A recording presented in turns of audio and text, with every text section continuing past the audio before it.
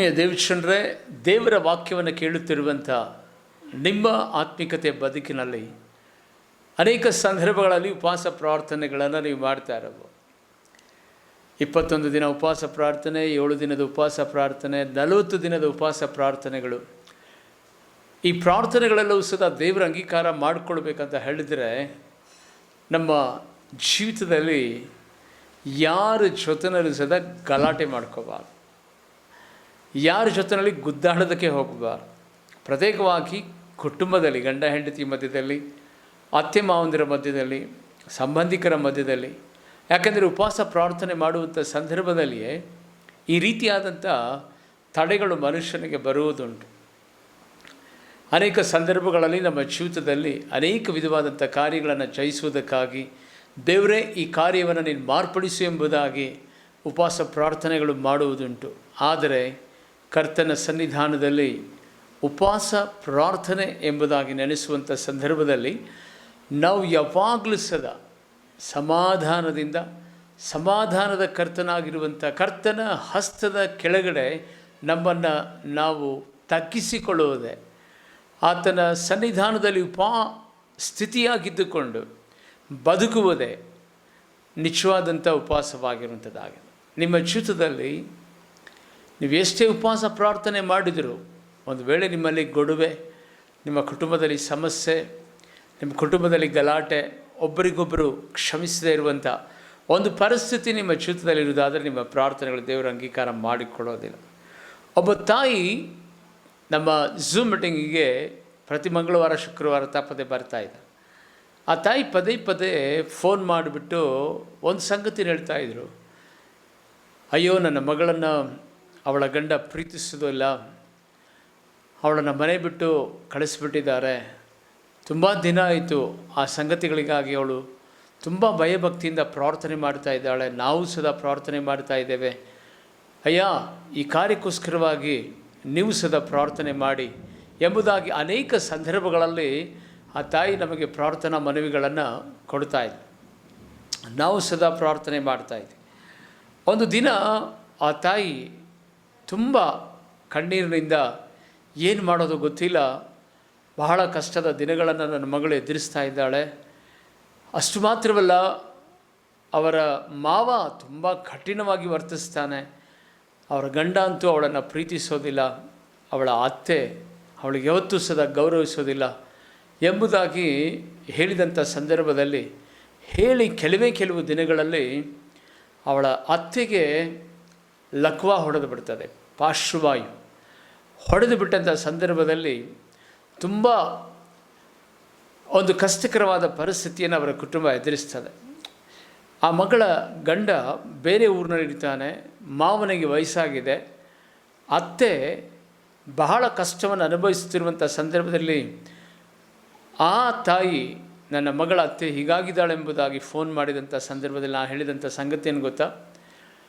ಅಮ್ಮ, ಇದು ಅವರ ಅತ್ತೆ ಪಾರ್ಶ್ವವಾಯುದಿಂದ ಬಳಲ್ತಾ ಇರುವುದು ವೈಯಕ್ತಿಕವಾದಂಥ ದ್ವೇಷ ಹಸುವಿಂದ ಅಲ್ಲ, ಅವಳ ಜೀವಿತದಲ್ಲಿ ದೇವರ ನಾಮ ಮಹಿಮೆ ಹೊಂದುವುದಕ್ಕೋಸ್ಕರವಾಗಿಯೇ ದೇವರು ಈ ಕಾರ್ಯವನ್ನು ನಡೆಸುವುದಕ್ಕಾಗಿ ಅವಳಿಗೆ ಪಾರ್ಶ್ವವಾಯು ಬಂದಿದೆ ಎಂಬುದಾಗಿ ಹೇಳುವಾಗ ಆ ತಾಯಿ ನನಗೆ ಹೇಳಿದ್ಲು, ಅಯ್ಯ, ಏನಿಂತ ಮಾತನಾಡ್ತಿದ್ದಾರ, ಅಷ್ಟೊಂದು ದ್ವೇಷ ಅಸೂಯೆ ಅವರ ಒಳಗಡೆ ಇದೆ, ಅಂಥ ಪರಿಸ್ಥಿತಿನಲ್ಲಿ ಅವರು ಅಷ್ಟು ಒಳ್ಳೆಯವರಾಗಿರ್ತಾರ ಎಂಬುದಾಗಿ ಕೇಳಿದಂಥ ಸಂದರ್ಭದಲ್ಲಿ ಇಲ್ಲ, ಖಂಡಿತವಾಗಿಯೂ ಇದೊಂದು ನಿನ್ನ ಮಗಳಿಗೆ ಸುವರ್ಣ ಅವಕಾಶ.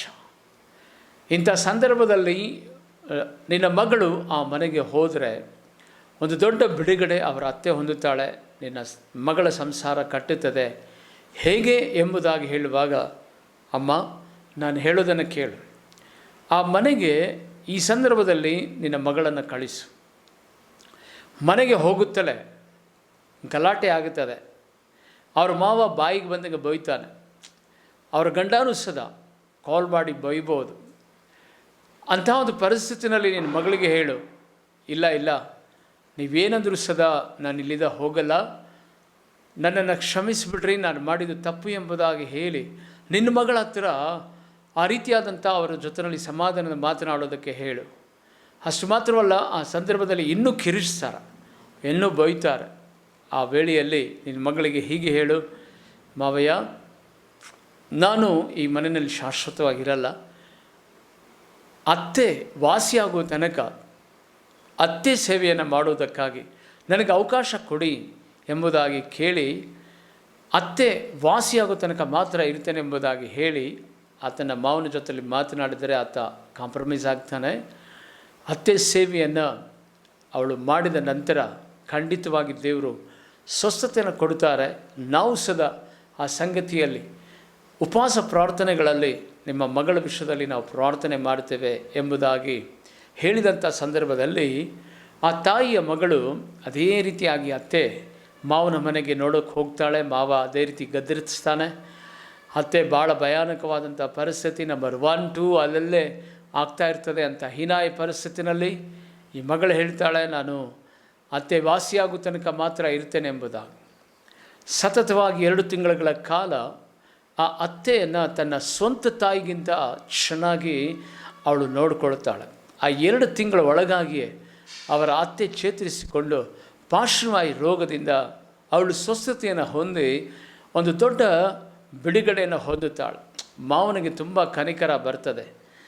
ಆ ಮಾವ ಮೊದಲು ಸಾರಿ ಬಂದಂಥ ಸಂದರ್ಭದಲ್ಲಿ ಆ ಸೊಸೆಗೆ ಹೇಳಿದ ಏನು ಗೊತ್ತಾ, ನೀವು ಮತ್ತೆ ವಾಸಿಯಾಗೋ ತನಕ ಮಾತ್ರ ಅಲ್ಲಿರಬೇಕು. ಗಂಡನು ಸದಾ ಕಾಲ್ ಮಾಡಿ ಹೇಳಿದ, ನಮ್ಮಮ್ಮ ವಾಸಿಯಾಗೋ ತನಕ ಮಾತ್ರ ನೀನು ಅಲ್ಲಿರಬೇಕು, ಆಮೇಲೆಲ್ಲ ಡ್ರಾಮಾ ಮಾಡೋಂಗಿಲ್ಲ ಎಂಬುದ. ಆ ವೇಳೆಯಲ್ಲಿ 2 ತಿಂಗಳ ನಂತರ ಅವರ ಅತ್ತೆ ವಾಸಿಯಾದ ಮೇಲೆ ಅವರ ಮಾವ ತುಂಬ ಸೈಲೆಂಟ್ ಆಗಿಬಿಟ್ಟ. ಆ ವೇಳೆಯಲ್ಲಿ ಅತ್ತೆ ತುಂಬ ತನ್ನ ಸೊಸೆಯನ್ನು ಪ್ರೀತಿ ಮಾಡೋದಕ್ಕೆ ಪ್ರಾರಂಭ ಮಾಡಿದ್ಲು. ಸೊಸೆ ತನ್ನ ಅತ್ತೆಯನ್ನು ಸ್ವಂತ ತಾಯಿಗಿಂತ ಮಿಗಿಲಾಗಿ ನೋಡೋದಕ್ಕೆ ಸ್ಟಾರ್ಟ್ ಮಾಡಿದ್ಲು. ಆ ಒಂದು ವೇಳೆಯಲ್ಲಿ ಅವ್ರ ಗಂಡ ಫೋನ್ ಮಾಡಿ ಕಾಲ್ ಮಾಡಿ ಹೇಳ್ತಾ ಇದ್ದೇನೆ, ಈಗ ನಾನು ಬರ್ತಾ ಇದ್ದೇನೆ, ಈಗಾಗಲೇ 2 ತಿಂಗಳಿಂದ ನನ್ನ ಮನೆಯಲ್ಲಿ ಇದೆಯಾ, ಇನ್ನು ಮೇಲೆ ನೀನು ಆಟ ನಡೆಯಲ್ಲ, ನಿನ್ನ ನಾಟಕ ನನಗೆ ಚೆನ್ನಾಗಿ ಗೊತ್ತು, ನಾನು ಬರೋದ್ರೊಳಗೆ ನೀನು ನಮ್ಮ ಮನೆಯನ್ನು ಬಿಟ್ಟು ಹೋಗಬೇಕು, ಇಲ್ಲ ಅಂದರೆ ನಿನಗೆ ಹೊಡೆದು ಸಾಯಿಸಿಬಿಡ್ತೀನಿ ಎಂಬುದಾಗಿ ಹೇಳಿ ಕಾಲ್ ಮಾಡಿ ಹೆದರಿಸ್ದ. ಮನೆಗೆ ಬರ್ತಾನೆ. ಮನೆಗೆ ಬಂದ ತಕ್ಷಣವೇ ನಾಯಿಗೆ ಹೊಡೆಯುವಂಥ ಕೋಲನ್ನು ಎತ್ತುಕೊಂಡು ಬೀಸಿ 1 ಸಾರಿ ಆ ತಾಯಿಗೆ ಹೊಡಿತಾನೆ, ಅಂದರೆ ಅವನ ಹೆಂಡತಿಗೆ ಹೊಡಿತಾನೆ. ಆ ವೇಳೆಯಲ್ಲಿ ಆ ಹೆಂಡತಿ ಹೇಳ್ತಾರೆ, ಅಯ್ಯ, ನೀನು ಹೊಡೆದೇ ಹೋದರೆ ನಿನ್ನ ನಿಶ್ವಾನ ತಾನೆ, ಇನ್ಯಾರು ಹೊಡಿತಾರೆ, ಈಗೋ ನನ್ನ ಪ್ರಾಣ ಬೇಕಾದರೂ ತಕ್ಕೋ, ನನಗೆ ಹೊಡೆದಕ್ಕು ಎಂಬುದಾಗಿ ಹೇಳಿ ಕೈಯನ್ನು ಎತ್ತಿಬಿಡ್ತಾಳೆ. ಆ ಸಂದರ್ಭದಲ್ಲಿ ಅವ್ರ ಮಾವ ಓಡಿ ಬರ್ತಾನೆ. ಅಯ್ಯೋ, ಯಾಕೋ ಅವಳನ್ನು ಹೊಡಿತಾ ಇದೆಯಾ, ನನಗೆ 2-3 ಹೆಣ್ಣು ಮಕ್ಕಳಿದ್ದಾರೆ, ನಿಮ್ಮ ಅಕ್ಕ ತಂಗಿಯರು ಬಂದು 1 ದಿನವೂ ಸದಾ ನನ್ನ ಹೆಂಡತಿಯನ್ನು ನೋಡಲಿಲ್ಲ, 1-2 ಬೆಡ್ ಮೇಲೇ ಮಾಡ್ತಾ ಇದ್ದರು ನನ್ನ ಹೆಂಡತಿ. ಈ ಮಗಳು ಈ ರೀತಿಯಾಗಿ ಪ್ರೀತಿ ಮಾಡಿ ನನ್ನ ಮಗಳು ಸ್ವಸ್ಥತೆ ಹೊಂದಿದ್ದಾಳೆ. ನಾನು ರೂತಮ್ಮನನ್ನು ನೋಡಿಲ್ಲ, ಆ ರೂತಮ್ಮನಿಗೆ ತಿಳಿಸದ ಉನ್ನತವಾದ ಪ್ರೀತಿ ಈ ಮಗಳು ತನ್ನ ಅತ್ತೆಗೆ ತೋರಿಸಿದ್ದಾಳೆ, ಹೊಡಿಬೇಡ ಎಂಬುದಾಗಿ ಅವರ ಮಾವ ಬಂದು ಅಡ್ಡ ನಿಂತ್ಕೊಳ್ತಾಳೆ. ಅದಾದಮೇಲೆ ಅವರತ್ತೆ, ಯಾಕೋ ಈ ಮಗಳನ್ನು ಹೊಡಿತೀಯಾ, ನನಗೆ ಹೆಣ್ಣು ಮಕ್ಕಳಿದ್ರೂ ಸದ 1 ದಿನವಾದರೂ ನನ್ನನ್ನು ಬಂದು ಅವರು ಪ್ರೀತಿ ಮಾಡಲಿಲ್ಲ, ನನ್ನನ್ನು ಕನಿಕರದಿಂದ ನೋಡಲಿಲ್ಲ. ಆದರೆ ಇವಳು ನನ್ನ ಮಗಳು, ಒಂದು ವೇಳೆ ನೀನು ಮನೆ ಬಿಟ್ಟು ಹೋಗು, ನೀನು ನಮ್ಮಿಂದ ದೂರ ಆದರೂ ಪರವಾಗಿಲ್ಲ, ಈ ಮಗಳನ್ನು ಮಾತ್ರ ನಮ್ಮ ಮನೆಯಿಂದ ಕಳಿಸೋದಿಲ್ಲ ಎಂಬುದಾಗಿ ಹೇಳಿದಾಗ 180-200 BP ಹೈ ಮಾಡಿಕೊಂಡು ಬಂದಂಥ ಗಂಡ ನಾರ್ಮಲಾಗಿ 80ಕ್ಕೆ BP ಇಳಿಸ್ಕೊಂಡು ತನ್ನ ಅಮ್ಮನಿಗೆ ಹೇಳ್ತಾನೆ, ಮಮ್ಮಿ ಇಷ್ಟೇನಾ, ಇವಳು ಇಲ್ಲೇ ಇರಬೇಕಾ, ಹೌದು ಕಣೋ, ಇವಳು ಇಲ್ಲೇ ಇರಬೇಕು, ಇವಳು ನನ್ನ ಮಗಳಿಗಿಂತಲೂ ಮಿಗಿಲಾದವಳು ಎಂಬುದಾಗಿ ಹೇಳುವಾಗ, ಆಯಿತು ಮಮ್ಮಿ ಎಂಬುದಾಗಿ ಗಂಡ ಹೆಂಡತಿ ಒಂದಾಗ್ತಾರೆ. ಅತ್ತೆ ಮಾವ ಗಂಡ ಹೆಂಡತಿ ಸಮಾಧಾನವಾಗಿರ್ತಾರೆ. ಆತ್ಮೀಯ ದೇವಚನರೇ, ಕರ್ತನ ಸನ್ನಿಧಾನದಲ್ಲಿ ಇವತ್ತು ನಿಮ್ಮ ಕುಟುಂಬಕ್ಕೆ ಜೀವಿತದಲ್ಲಿ, ನಮ್ಮ ಮಕ್ಕಳ ವಿಷಯದಲ್ಲಿ ಅಥವಾ ನಮ್ಮ ಅತ್ತೆ ಮಾವಂದಿರ ವಿಷಯದಲ್ಲಿ, ತಂದೆ ತಾಯಿಗಳ ವಿಷಯದಲ್ಲಿ ಯಾವುದೇ ಗೊಡವೆ ನಮ್ಮ ವೈಯಕ್ತಿಕವಾದಂಥ ಜೀವಿತದಲ್ಲಿ ಇರುವುದಾದರೂ ಸದಾ ನಾವು ಅವರನ್ನು ಕ್ಷಮಿಸಬೇಕು. ನಮ್ಮ ತಂದೆ ತಾಯಿಗಳಿಗೆ ನಾವು ಎಷ್ಟು ಪ್ರೀತಿ ಮಾಡ್ತೀವೋ ಅತ್ತೆ ಮಾವಂದಿರಿಗೆ ಅಷ್ಟೇ ಪ್ರೀತಿ ಮಾಡಬೇಕು. ಗಂಡ ಹೆಂಡತಿಗೆ ಎಷ್ಟು ಪ್ರೀತಿ ಮಾಡ್ತದೋ ಅಷ್ಟೇ ರೀತಿಯಲ್ಲಿ ಹೆಂಡತಿ ಸದಾ ಗಂಡನಿಗೆ ಪ್ರೀತಿ ಮಾಡಬೇಕು. ಈ ಪ್ರೀತಿಯ ಬಾಂಧವ್ಯ ಇದ್ದು ನೀವು ಉಪವಾಸ ಪ್ರಾರ್ಥನೆ ಮಾಡಿ ಕರ್ತನ ಸನ್ನಿಧಾನದಲ್ಲಿ ತಗ್ಗಿಸಿಕೊಳ್ಳುವಂಥ ಸಂದರ್ಭದಲ್ಲಿ ದೇವರು ಉನ್ನತವಾದ ಬಲದಿಂದ ತುಂಬಿಸ್ತಾನೆ. ನಮ್ಮ ಬೆಂಗಳೂರು ಪಟ್ಟಣ ಇರ್ಬೋದು ಅಥವಾ ನಮ್ಮ ತುಮಕೂರು ಪಟ್ಟಣ ಇರ್ಬೋದು. ಈ ಕಾರ್ಯ ಮಾತ್ರ ನಮ್ಮ ಸಹೋದರಿಯರು ನಡೆಸಲ್ಲ. ಯಾಕೆಂದರೆ ಅವರಿಗೆ ತಾಳ್ಮೆ ಇಲ್ಲ. ಕಾರಣ ಏನು ಗೊತ್ತಾ? ಗಂಡ ಒಂದು ಏಟು ಹೊಡೆದ್ರೆ, ಒಬ್ಬ ಸಹೋದರಿ ಹೇಳಿದ್ಲು, ಗಂಡನ ಹತ್ರ ನಾನು ಹೊಡೆದ ತಿಂದರೆ ನಾನು ಚೀಪ್ ಆಗಿಬಿಡ್ತೀನಿ ಅಂತ. ಚೀಪ್ ಆಗಿಬಿಡ್ತೀನಿ. ಅವ್ನು ಕೈ ಎತ್ತೋದ ತಕ್ಷಣ ಏಯ್ ನಾನು ನೋಡ್ಕೋತೀನಿ ಎಂಬುದಾಗಿ. ಗಂಡ ಹೊಡೆಯೋದಿರಲಿ, ಹೊಡೆಯೋದಕ್ಕಿಂತ ಮುಂಚೆನೇ ABCDನ ಹೇಳಿಬಿಡ್ತೀರಾ. ದನಾಕ್ಕೆ ಸ್ತೋತ್ರವಾಗಲಿ.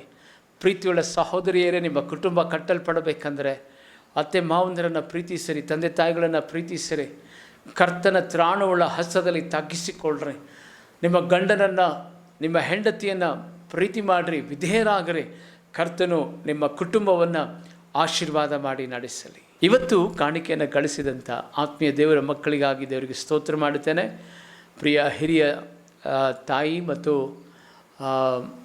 ಭಾಮಿನಿ ಅಮ್ಮ ಅವರು ಮತ್ತು ಅವರ ಮಗಳಾದಂಥ ನಹೋಮಿ ಸಿಸ್ಟರ್ ಇವರು ವಿಶೇಷವಾದಂಥ ಕಾಣಿಕೆಯನ್ನು ಪ್ರತಿ ತಿಂಗಳು ಕಳಿಸ್ತಾ ಇದ್ದಾರೆ.